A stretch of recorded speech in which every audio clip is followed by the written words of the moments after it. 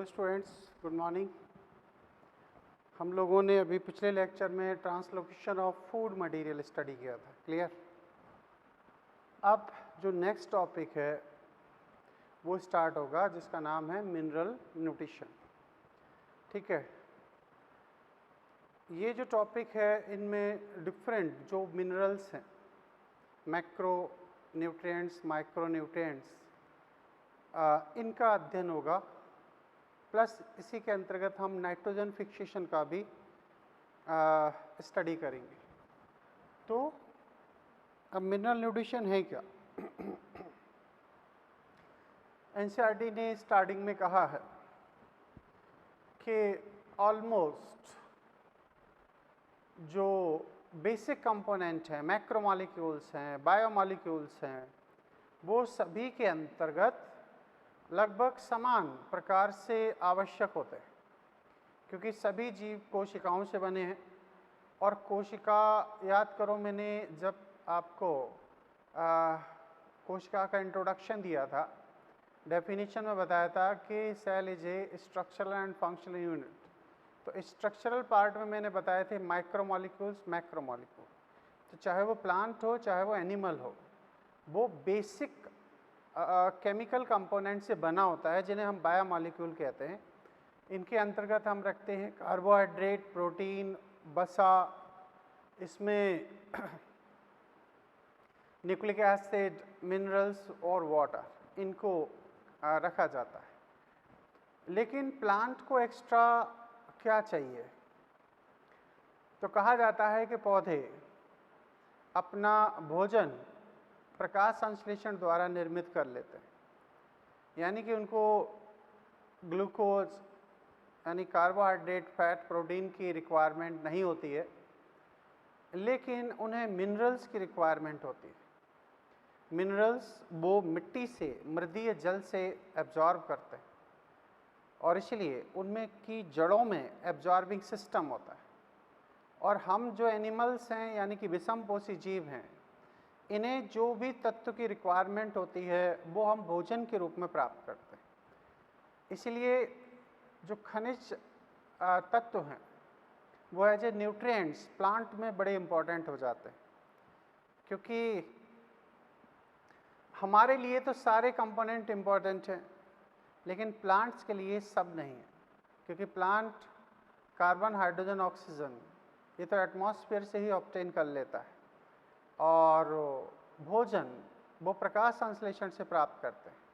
उन्हें किसी अन्य जीव से भोजन की आवश्यकता नहीं होती, लेकिन अगर उन्हें कोई न्यूट्रिएंट्स की रिक्वायरमेंट होती है तो वो है मिनरल न्यूट्रिएंट्स, क्लियर।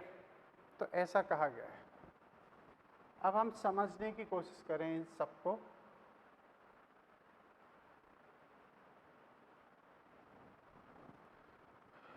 सभी जीवों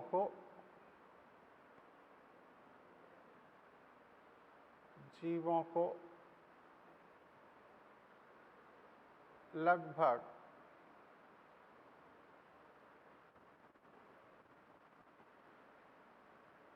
आधारभूत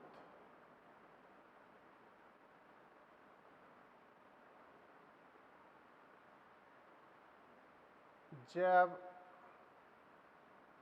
अणुओं की आवश्यकता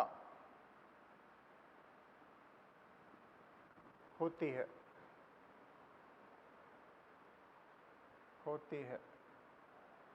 जैसे कार्बोहाइड्रेट,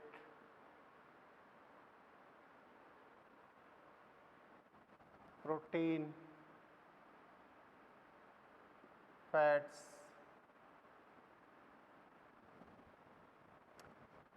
वाटर एंड मिनरल्स।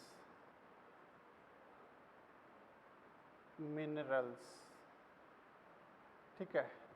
अब जैसे न्यूक्लिक एसिड की बात की जाए तो न्यूक्लिक एसिड एक्चुअली हमारे शरीर में ही सिंथेसाइज हो जाते हैं, इसलिए ऐसे न्यूट्रिएंट्स उन्हें रिक्वायर्ड नहीं होता। लेकिन हमें कार्बोहाइड्रेट, प्रोटीन, जो फैट है, इन्हें हमें अदर सोर्स से ऑब्टेन करना होता है। जाहिर सी बात है कि वो भोजन होता है। अच्छा, अब पौधों में प्रकाश संश्लेषण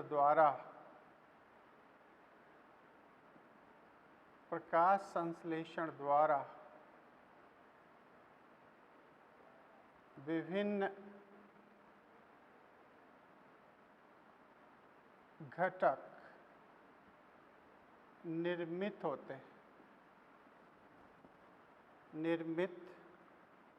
होते हैं, लेकिन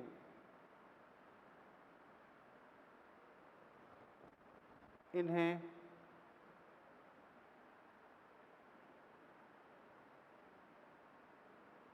खनिज तत्व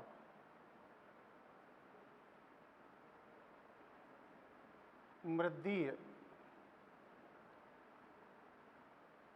जल से प्राप्त होते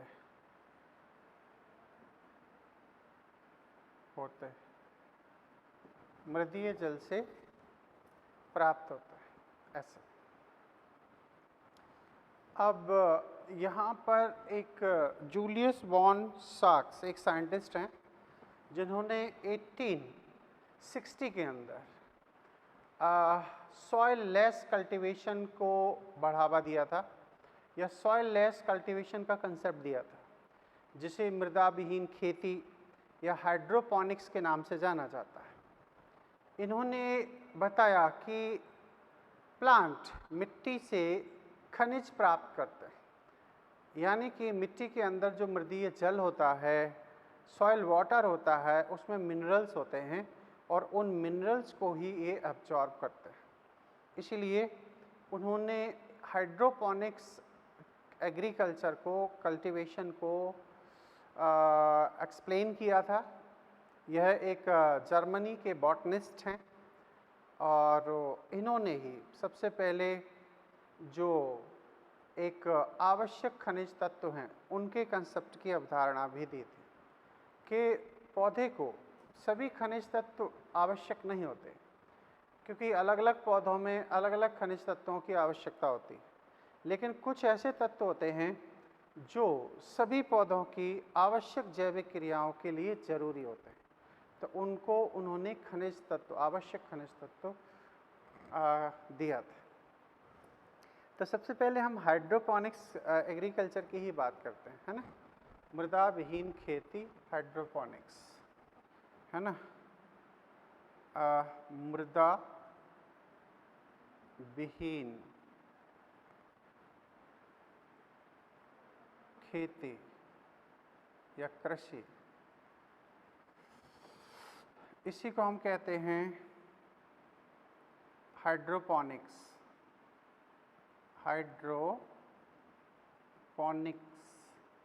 एग्रीकल्चर, या इसी को कह सकते हैं सॉइल लेस कल्टीवेशन, है ना, जिसमें, या जलीय खेती कह सकते हैं।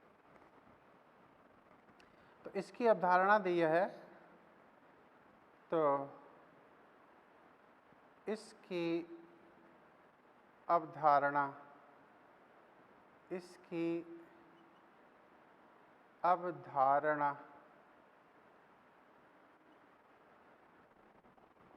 जर्मनी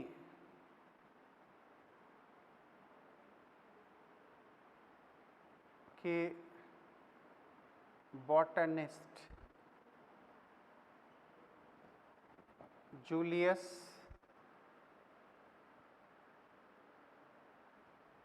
वॉन साक्स के द्वारा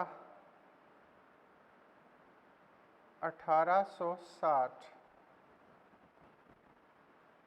में प्रस्तुत की। अच्छा, इसके अनुसार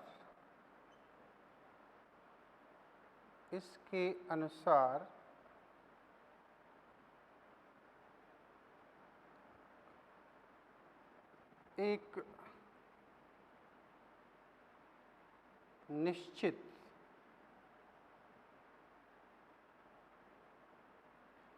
निश्चित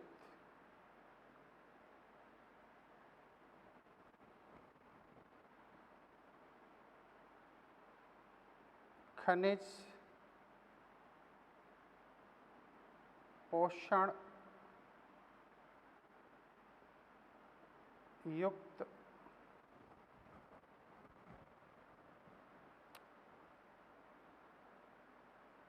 विलयन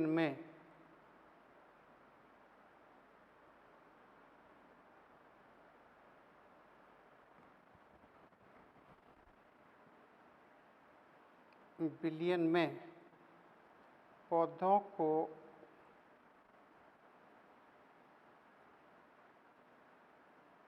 वृद्धि कराया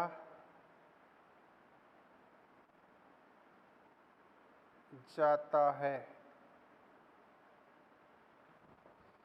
इसमें मृदा की आवश्यकता नहीं होती। आवश्यकता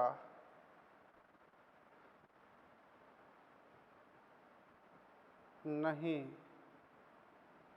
होती है। क्लियर?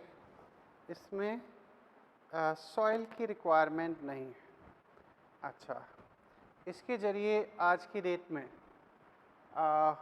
कुछ कमर्शियल लेवल पर, औद्योगिक स्तर पर खेती की भी जा रही है ना? तो कह सकते हैं इस प्रक्रिया द्वारा औद्योगिक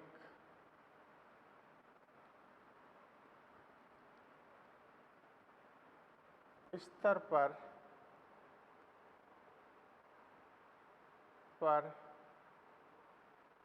कृषि की जा रही है, जिसमें टमाटर,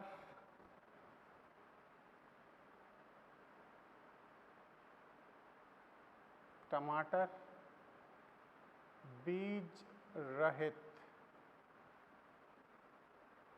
खीरा, एनसीईआरटी में लिखा है सीडलेस कुकुम्बर एंड लेटुस,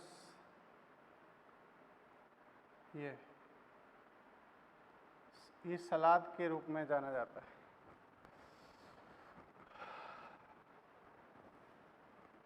आदि उत्पादित हो रहे हैं। ठीक है, अब ऐसी कल्टीवेशन कैसे होगी? तो इसके लिए एक डायग्रामेटिक स्टडी की गई है। ऐसे ये बात करी गई है ना।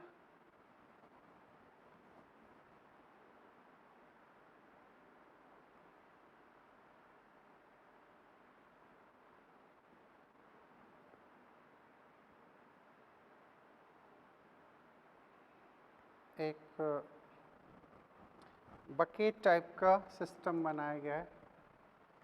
इस बकेट टाइप के सिस्टम में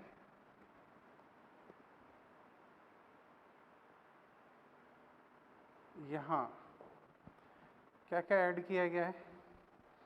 एक तो न्यूट्रिएंट्स ऐड किए। पहले तो प्लांट बना है, ये एक प्लांट है, ठीक है, ऐसा कुछ।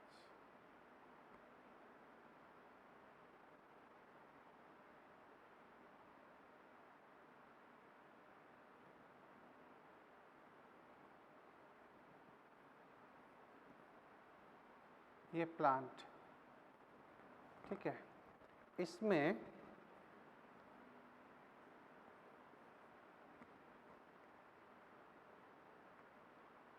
लीव्स हैं और यहाँ से एक न्यूट्रिएंट्स रिजर्वायर है, न्यूट्रिएंट्स ऐड किए जा रहे हैं इसमें, सीधे जड़ों में प्रोवाइड किया जाता है। और यहाँ है एयरेशन, क्या है, एयरेशन पंप, एयर सप्लाई दी जा रही है। तो यहाँ पर है एयर, क्योंकि न्यूट्रिएंट्स कहाँ तक फिल है, न्यूट्रिएंट्स की फिलिंग यहाँ तक है, ये पूरा यहाँ पर न्यूट्रिएंट से भरा हुआ है, ठीक है, ये न्यूट्रिएंट्स है मीडियम में, और इसमें भी न्यूट्रिएंट्स भरे हुए हैं। इसके ज़रिए हम न्यूट्रिएंट्स को ऐड कर सकते हैं, है ना, मिनरल न्यूट्रिशन, मिनरल न्यूट्रिएंट्स, इन्हें हम इसमें से ऐड कर सकते हैं। और ये एयर है, ये जाहिर सी बात है, इसे हम कहेंगे कल्चर मीडियम, क्या, कल्चर मीडियम, संवर्धन माध्यम, संवर्धन माध्यम, ठीक है, इस संवर्धन माध्यम, इसमें इस प्लांट को इस तरीके से कॉटन की कवरिंग करके रखा गया है जिससे कि ये इसमें फिक्स रहे, इधर उधर ना हिले। ये तो कॉटन यूज की गई है, ये प्लांट है, कल्चर मीडियम है, मिनरल न्यूट्रिएंट्स ऐड किए जाते हैं और एयर भी जड़ों को दी जाती है, क्योंकि अगर एयर की सप्लाई नहीं दी जाएगी तो ऐसी परिस्थितियों में प्लांट मर जाएगा। जैसे अपन बाढ़ की स्थिति देखते हैं, बाढ़ की स्थिति में क्या होता है, अच्छे खासा प्लांट होता है, खेतों में 5-7 दिन अगर पानी भरा रहता है तो ऐसी परिस्थितियों में जड़ों को ऑक्सीजन नहीं मिलती है और वो मर जाते हैं। तो जड़ों को ऑक्सीजन सप्लाई करने के लिए यहाँ पर एयर पंप लगाया गया है। न्यूट्रिएंट्स की कमी, जैसे अपन ने घर में देखा होगा मनी प्लांट, मनी प्लांट में कहा जाता है 7 दिन के बाद उसकी बोतल का पानी चेंज किया जाता है। चेंज इसलिए किया जाता है कि 7 दिन के अंदर उस पानी के अंदर जितने भी मिनरल्स थे वो एक्चुअली मनी प्लांट ने एब्जॉर्ब कर लिए और अपनी मेटाबॉलिक एक्टिविटीज़ में यूज किया, अपनी ग्रोथ में उसे यूज किया। अब उसके अंदर मिनरल्स की डेफिशिएंसी होती है तो हमें फिर से नेचुरल वाटर उसमें ऐड करना होता है ना। तो वैसे ही यहाँ पर जब न्यूट्रिएंट्स की कमी होती है तो इसमें ऐड कर दिया जाता है वाटर के साथ। तो इसे कहते हैं हम मृदा विहीन खेती। यहाँ आप देख रहे हो कि इसमें किसी भी प्रकार की सॉइल का यूज नहीं हुआ है। आवश्यक खनिज तत्व, इसमें जो कल्चर मीडियम है इसमें क्या क्या होगा, आवश्यक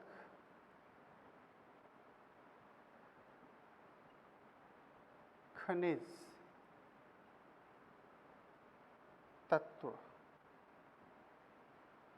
युक्त, है ना, जो मैक्रो एलिमेंट्स हो सकते हैं और माइक्रो एलिमेंट्स हो सकते हैं। जैसे नाइट्रोजन है, फास्फोरस है, पोटेशियम है, सल्फर है, Mg है, Fe है, ये सब प्रेजेंस होंगे, ठीक है, ऐसे। इसके बाद में इसमें ब्रोमीन होगा, क्लोरीन होगा, Mn होगा, है, बोरॉन हो गया, क्लोरीन है, Mn है, कैल्शियम है ना, ये सब चीज़ें इसमें मौजूद रहेंगी। पोटेशियम आ गया, ये सब ETC कर लेते हैं जो हम आगे चल के स्टडी करेंगे। तो बहुत सारे मिनरल्स भी इसमें मौजूद होंगे और इन मिनरल्स को हमें बार बार चेंज भी करना होगा। अच्छा जी, इसे हम कहते हैं मृदा विहीन खेती। अब इस मृदा विहीन खेती से क्या बेनिफिट है या इसके यूटिलिटी क्या निकल कर आती है, तो यूटिलिटी को समझ सकते हैं इस एक्सपेरिमेंट के जरिए, है ना।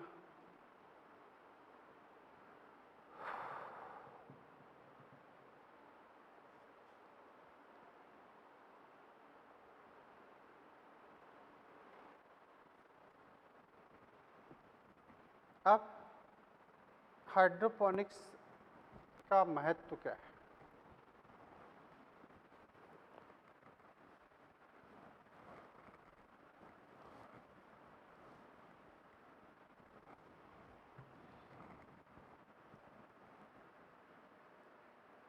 मृदा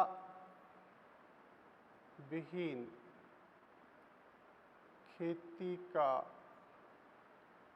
उपयोग या महत्व।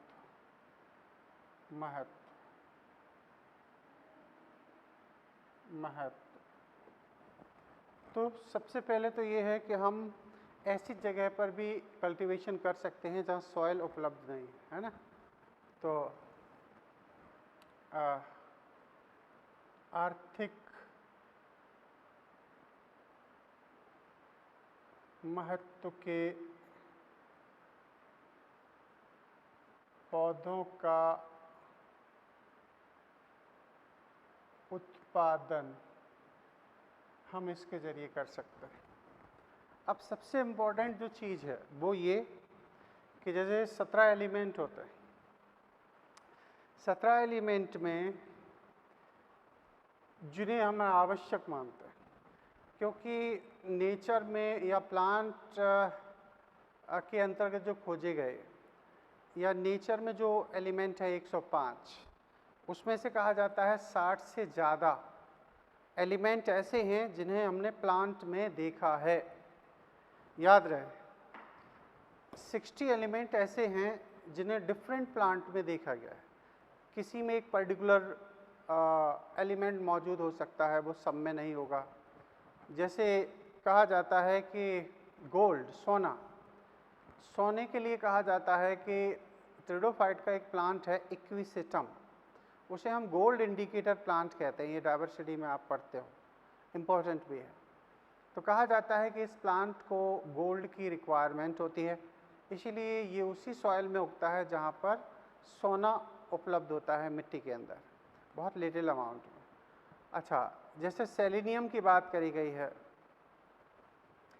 सेलेनियम है, स्ट्रॉन्सियम है, ये जो एलिमेंट हैं ये कहीं ना कहीं रेडियो एक्टिव हैं। तो कहा जाता है कि ये वहाँ के प्लांट में पाए जाते हैं जहाँ पर रेडियो एक्टिव जो वेपन्स हैं उनकी टेस्टिंग साइट्स होती हैं, जहाँ हाइड्रोजन बम इनका एक्सपेरिमेंट होता है, इनकी टेस्टिंग होती है। ऐसी जगहों पर जो प्लांट उगते हैं उनमें रेडियो एक्टिव एलिमेंट भी चले जाते हैं, बहुत कम मात्रा। तो उन 60 में से भी कहा गया है कि 17 ऐसे एलिमेंट हैं जिनकी उपस्थिति हर प्लांट में पाई जाती है। उनको ही हमने एसेंशियल एलिमेंट कहा है, उनको ही हमने आवश्यक तत्व कहा है। तो उन आवश्यक तत्व की कमी और अधिकता, इनके लक्षणों को भी हम हाइड्रोपोनिक्स एग्रीकल्चर के जरिए समझ सकते हैं। कैसे? 17 एलिमेंट के लिए 17 टेस्ट ट्यूब लो, उसमें क्या करो, एक प्लांट लगाया, उसमें 16 एलिमेंट तो सही मात्रा में हमने उसके सॉल्यूशन में संवर्धन माध्यम में डाल दिए और एक एलिमेंट की वहाँ पर कमी कर दी, मान के चलो नाइट्रोजन की कमी कर दी।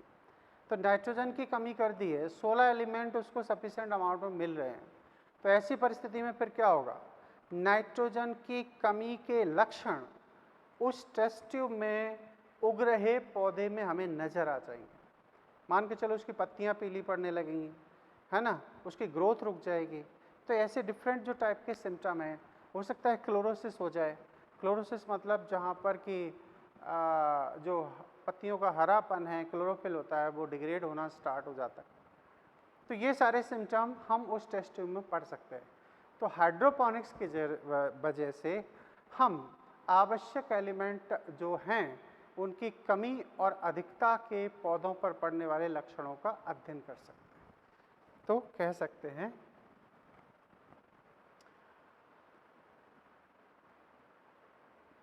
मृदा विहीन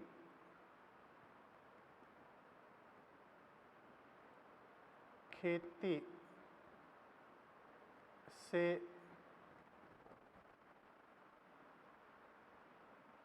17 आवश्यक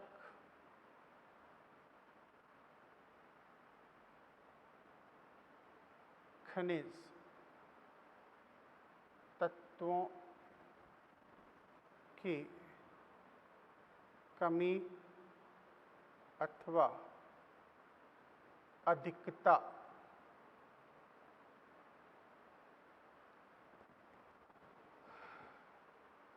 से उत्पन्न लक्षणों को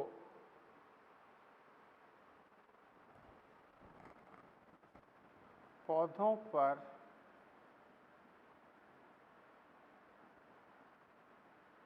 अध्ययन कर सकते हैं। क्लियर? कर सकते हैं बड़े आराम से, है ना। जैसे मैंने अभी क्या कहा, एक टेस्ट ट्यूब ली। इस टेस्ट ट्यूब में हमने एक प्लांट को सरवाइव किया। ये प्लांट है ना, इसमें ऐसे। क्लियर? अब इसके अंदर हमने 16 एलिमेंट तो ऐड कर दिए, 16 खनिज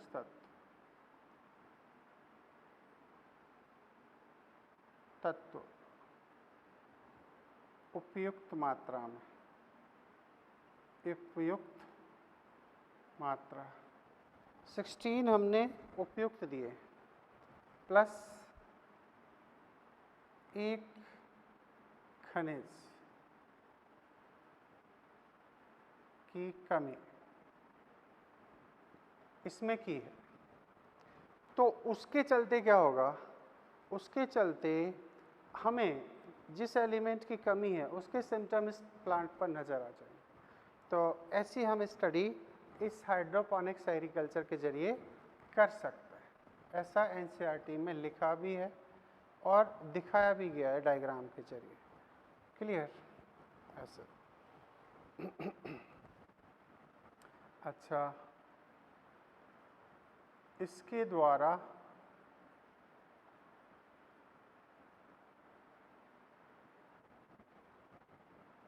पौधों की वृद्धि का अध्ययन किया जा सकता है। हम इनका अध्ययन भी कर सकते हैं।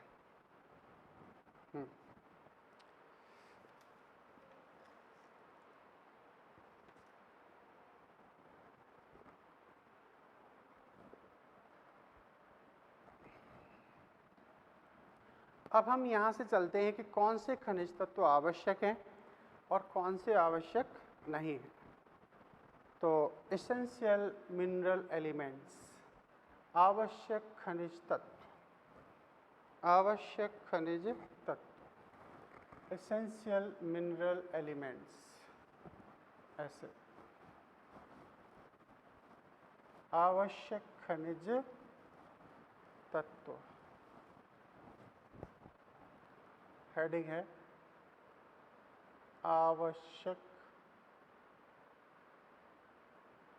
खनिज तत्व। ठीक है। तो कहा जाता है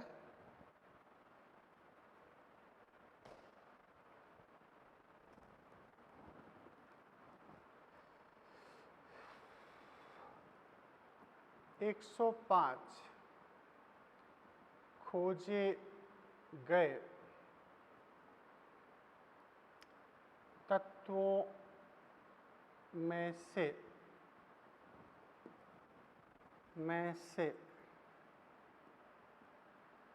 60 से अधिक 60 से अधिक खनिज तत्व विभिन्न विभिन्न पौधों में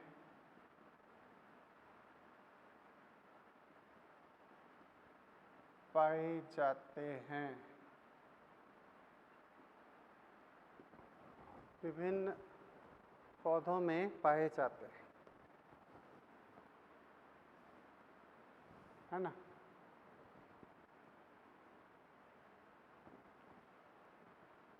कुछ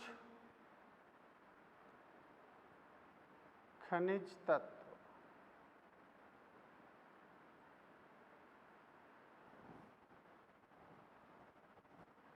विशिष्ट पौधे में ही होते हैं। ठीक है, कुछ जो खास एलिमेंट्स होते हैं वो एक पर्टिकुलर पॉइंट पर ही होते हैं, जैसे गोल्ड की उपस्थिति, इक्विसिटम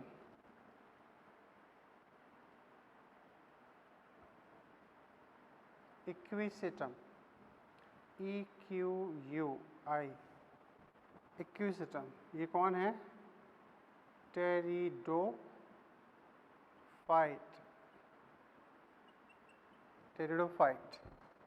इक्विसिटम में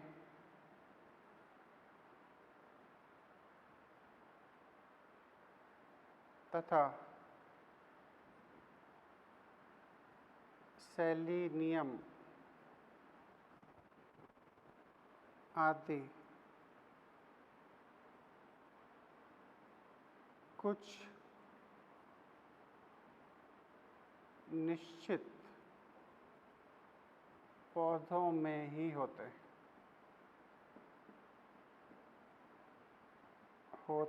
हैं। ठीक है, अब जो 60 देखे गए हैं उनमें से भी कुछ एग्जैक्टली इसमें से 17 एलिमेंट हैं, कह सकते हैं इनमें से 17 खनिज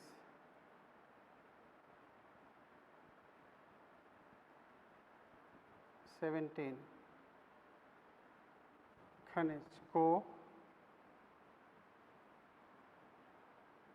सभी पौधों के लिए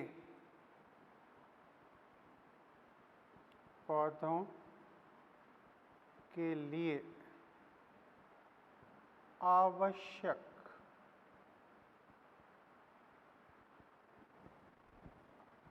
खनिज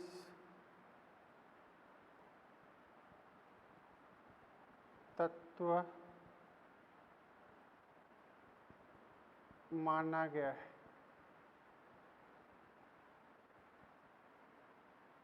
ठीक है, आवश्यक खनिज तत्व माना गया है।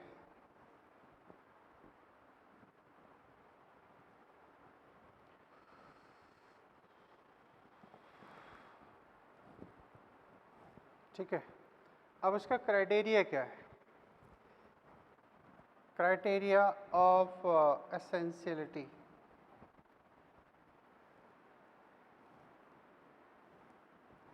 मतलब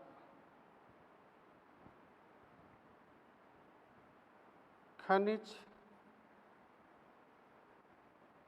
तत्वों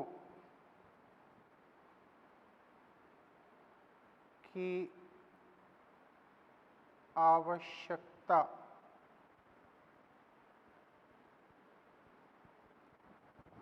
का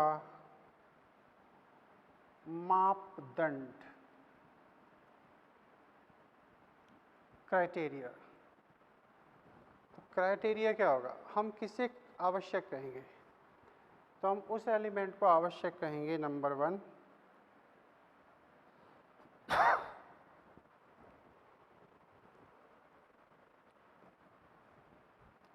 वह तत्व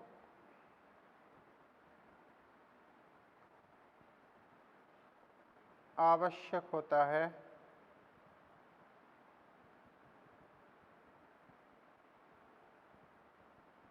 जो पौधों की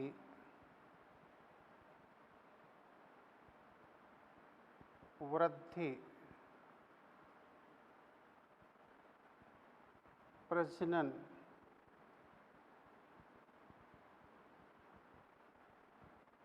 आदि के लिए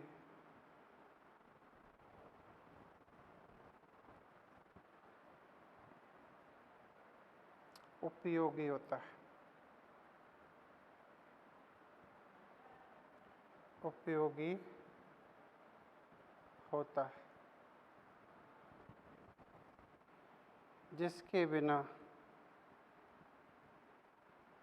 या जिसकी अनुपस्थिति में, जिसके बिना पौधा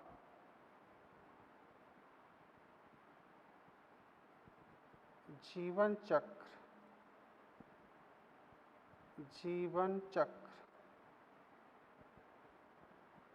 पूर्ण नहीं कर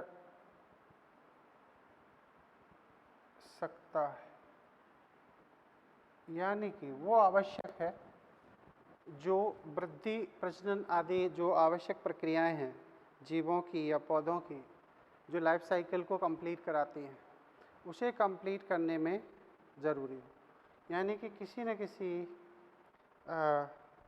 जो जैविक क्रिया है उससे ये संबंधित होना चाहिए, और कहीं ना कहीं इसके बिना एक पौधा अपना जीवन चक्र पूर्ण नहीं कर सकता है। तो ये नंबर 1 एसेंशियलिटी है। अच्छा,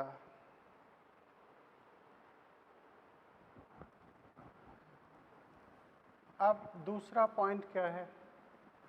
दूसरा पॉइंट एनसीईआरटी के अकॉर्डिंग ये है कि सेकंड पॉइंट इसका ये है,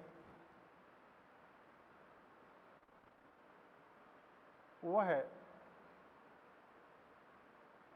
खनिज तत्व आवश्यक माना जाता है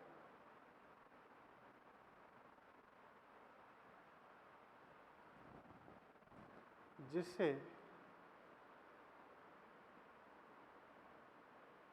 कोई अन्य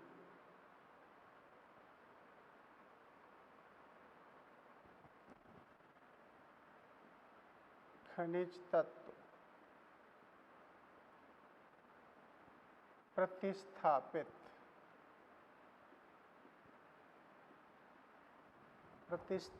रिप्लेस नहीं कर सकता है। मतलब ये वही बात हो गई, ये आवश्यक वही एलिमेंट होगा जिसे कोई रिप्लेस न कर सके। अगर किसी की कमी को कोई दूसरा पूर्ति कर सकता है तो वो उसके लिए फिर आवश्यक नहीं होता। तो ये एसेंशियलिटी का दूसरा क्राइटेरिया है ना, तो वो एसेंशियल नहीं माना जाता है। अब तीसरी चीज़ ये मानी गई है एनसीईआरटी के अकॉर्डिंग, वह तत्व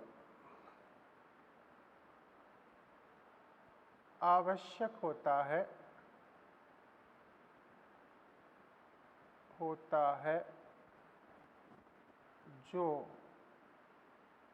पौधों की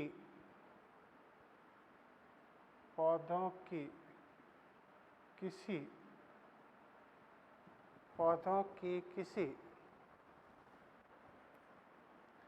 आवश्यक उपापचय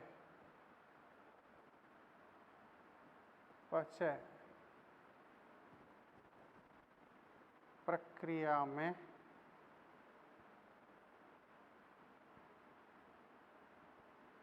भाग लेता है।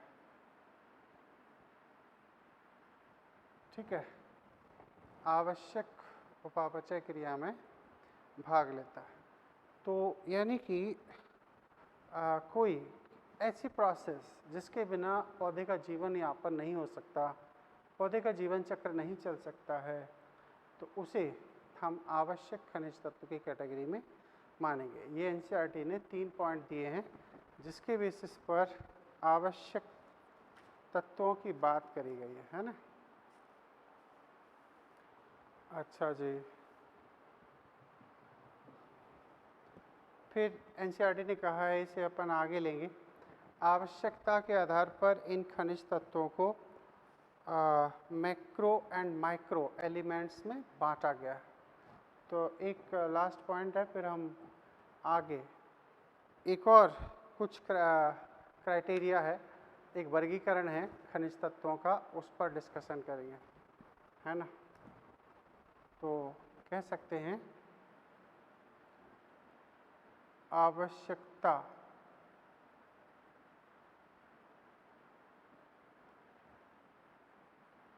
के आधार पर खनिज तत्वों को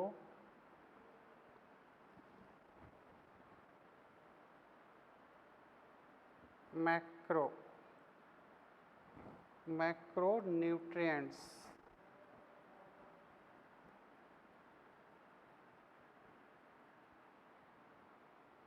दूसरा माइक्रो न्यूट्रिएंट्स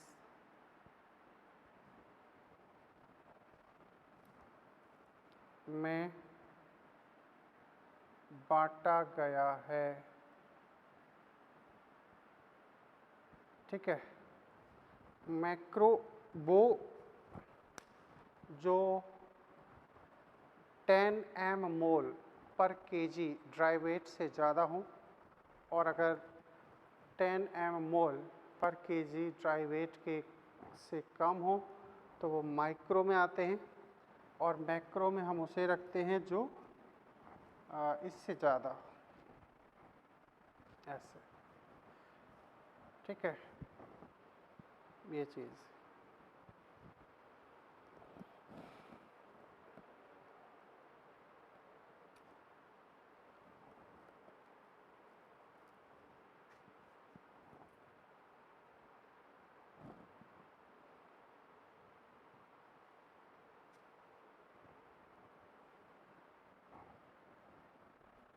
तो पहले मैक्रो में लिख लेते हैं, है ना, मैक्रो में किस किस को रखा जाएगा। तो मैक्रो एलिमेंट में कौन कौन आता है?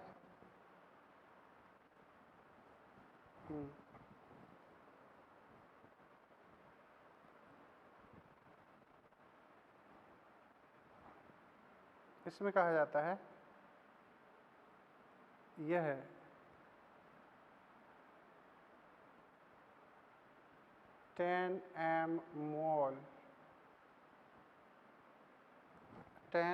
मोल kg ऑफ ड्राई वेट। शुष्क भार से अगर 1 किलोग्राम में 10 m मोल से अधिक है, dry weight kg dry wait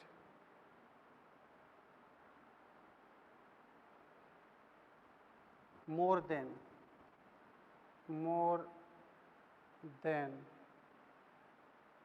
है ना, मोर देन। याद रहे एनसीईआरटी जो हिंदी है उसमें ये थोड़ा सा डिजिट गलत लिखी गई है। 10 m mole kg dry wait से अधिक है तो ये मैक्रो की कैटेगरी में चले जाते हैं। अब मैक्रो में कौन आता है? Carbon, hydrogen, oxygen. कार्बन है, हाइड्रोजन है, ऑक्सीजन है। इसके बाद में है nitrogen, phosphorus, sulphur. Nitrogen, phosphorus, sulphur, है ना, potassium, calcium, magnesium. Potassium, calcium, magnesium, ये एलिमेंट्स बताए गए। इनमें से 6 एलिमेंट्स तो आते हैं सॉइल से। कहाँ से आते हैं? मृदीय जल से अवशोषित। और ये कहाँ से आते हैं? इन्हें कहा जाता है कि कार्बन, हाइड्रोजन, ऑक्सीजन, ये जो हैं mainly obtain from CO2 and water, है ना। इन्हें CO2 तथा H2O से प्राप्त करते हैं, ठीक है, करते हैं। और ये जो nitrogen, phosphorus, sulphur, potassium, calcium, magnesium, इन्हें हम मृदीय जल से एब्जॉर्ब करते हैं, मृदीय जल से ऑब्टेन किया जाता है।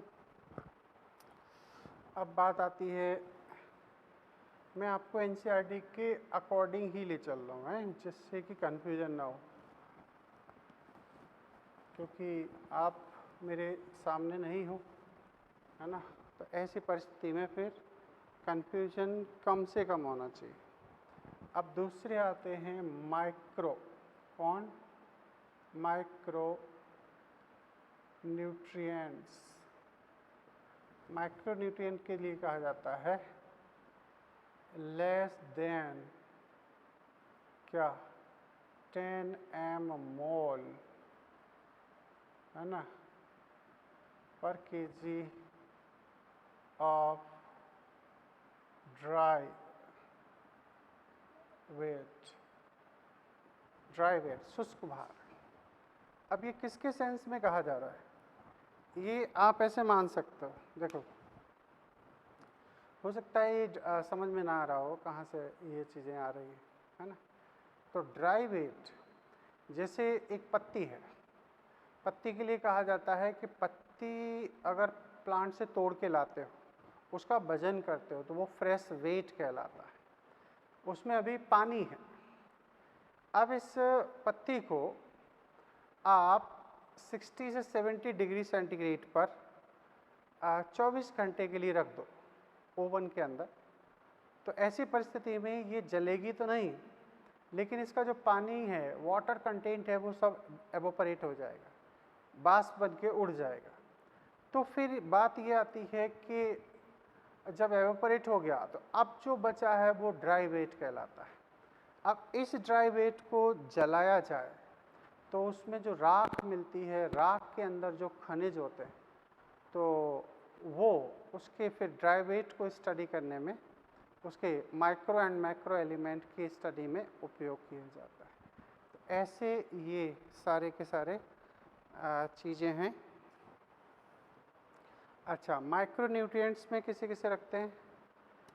इनकी पौधों को कम आवश्यकता होती है ना। तो ये लाइन हमेशा याद रखना। NCERT हिंदी में थोड़ा सा गलत है ये। इनकी पौधों में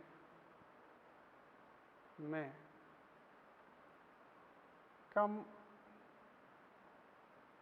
मात्रा में आवश्यकता होती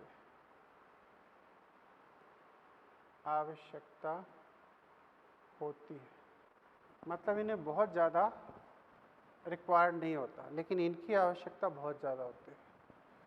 अच्छा, इसके अंतर्गत किसे रखोगे? इनके रूप में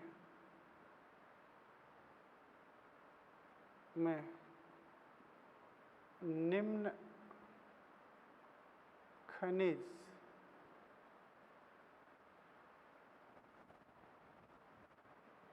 सम्मिलित होता है।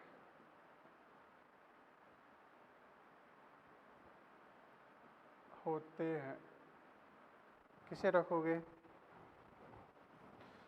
तो इसमें आएगा आपके माइक्रो न्यूट्रिएंट्स में Fe। कौन? Fe++ को रखोगे, Mn को रखा जाएगा, इसके बाद में हम रखेंगे कॉपर CuMO, उसके बाद में जिंक, इसके बाद में बोरॉन क्लोरीन निकल, बोरॉन क्लोरीन निकल, ये तो ये 7 एलिमेंट हैं और इधर ये 6 एलिमेंट हैं, ठीक है। तो 1 2 3 4 5 6 7 8 है ना, तो 8 एलिमेंट हैं, 8 और 6 14, 15 16 17। तो इस तरीके से 17 एलिमेंट होते हैं जो पौधों में रिक्वायर्ड होते हैं। ऐसा नहीं है कि 17 एलिमेंट ही हैं, इनके अलावा भी कुछ एलिमेंट हैं जो एसेंशियलिटी की कैटेगरी में आ जाते हैं। अब यहाँ पर एनसीईआरटी कहती है, देखो इस टॉपिक में स्टडी एनसीईआरटी बेस्ड ही चलती है क्योंकि इसमें बहुत ज़्यादा कंसेप्ट नहीं है, बस रटने वाली चीज़ें हैं। कहा जाता है in additional to the 17 element named above the some beneficial elements such as sodium, silicon, cobalt, selenium, तो कह सकते हैं इनके अतिरिक्त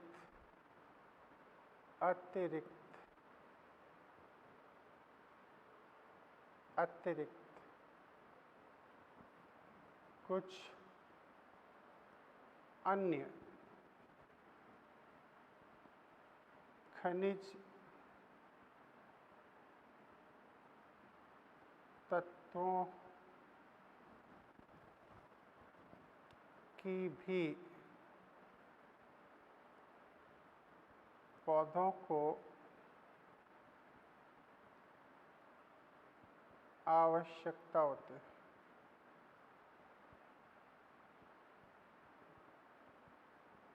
होती है, जिसमें सोडियम की बात करी गई है, ठीक है, सेलेनियम की बात करी गई है, नियम की बात करी गई है, कोबाल्ट की बात करी गई है, कोबाल्ट ये एनसीईआरटी के अकॉर्डिंग है, ठीक है। अच्छा, सिलिकॉन भी कुछ अमाउंट में काउंट किया जाता है, सिलिकॉन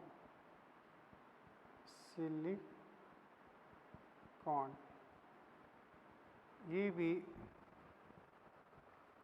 कुछ मात्रा में प्लांट को रिक्वायर्ड होती है, कुछ स्पेशल प्लांट। तो सोडियम, सेलेनियम, कोबाल्ट, सिलिकॉन ये भी हैं। इसके बाद में अपन ने गोल्ड की भी बात करी थी, तो गोल्ड कुछ स्पेसिफिक में ही होता है, स्ट्रॉन्सियम भी हो सकता है ऐसे। तो ये हैं जस्ट खनिज तत्वों की बात, है ना। इन सभी खनिज तत्वों की आवश्यकता एक प्लांट को होती है, इसके बिना एक प्लांट सरवाइव नहीं कर सकता। अब जो 17 एलिमेंट हैं ज़रा यहाँ देख लो, इस कल्चर मीडियम में ये सब के सब 17 एलिमेंट आवश्यक रूप से मौजूद रहेंगे। अगर 17 एलिमेंट में से एक भी एलिमेंट इसमें से मिसिंग है या फिर उसकी कंसंट्रेशन जो ज़रूरत है, मान के चलो Mg है या नाइट्रोजन है, नाइट्रोजन की कंसंट्रेशन अगर इस मीडियम में आपने 10 m मोल पर kg ड्राई वेट के रेस्पेक्ट में अगर कम दी है तो फिर वो उसके डेफिशिएंसी सिम्टम हमें यहाँ नज़र आएंगे। अगर हमने इससे बहुत ज़्यादा एक्सेस अमाउंट में कर दी है तो भी हमें वहाँ पर उसके सिम्टम्स नज़र आते हैं। क्लियर? अच्छा, तो इस तरीके से इन 17 एलिमेंट का यहाँ होना ज़रूरी है, तभी मृदा विहीन खेती आप संपूर्ण या संपन्न कर सकते हो। और एक प्लांट के अंदर जो जड़ें हैं वहाँ एयर की सप्लाई करें और यहाँ से मिनरल न्यूट्रिशन की सप्लाई करें, ठीक है। बाद में यानी कि इस लेक्चर के बाद में हम लोग स्टडी करेंगे इस बात की कि आखिर इन सभी एलिमेंट्स को कुछ और कैटेगराइज किया गया है, जैसे एनर्जी के बेसिस पर, जैसे ऑस्मो रेगुलेटरी के बेसिस पर, जैसे उसके पौधों के संरचनात्मक घटक के रूप पर हैं, कुछ क्रांतिक खनिज तत्व माने गए हैं। तो ऐसे कुछ खास स्टडी है यहाँ पर, है ना। ये स्टडी है, इसके बाद में ये खनिज की स्टडी आती है ना। तो ये सब चीज़ें हम लोग नेक्स्ट लेक्चर में स्टडी करेंगे। ओके, थैंक यू, मिलते हैं नेक्स्ट लेक्चर में।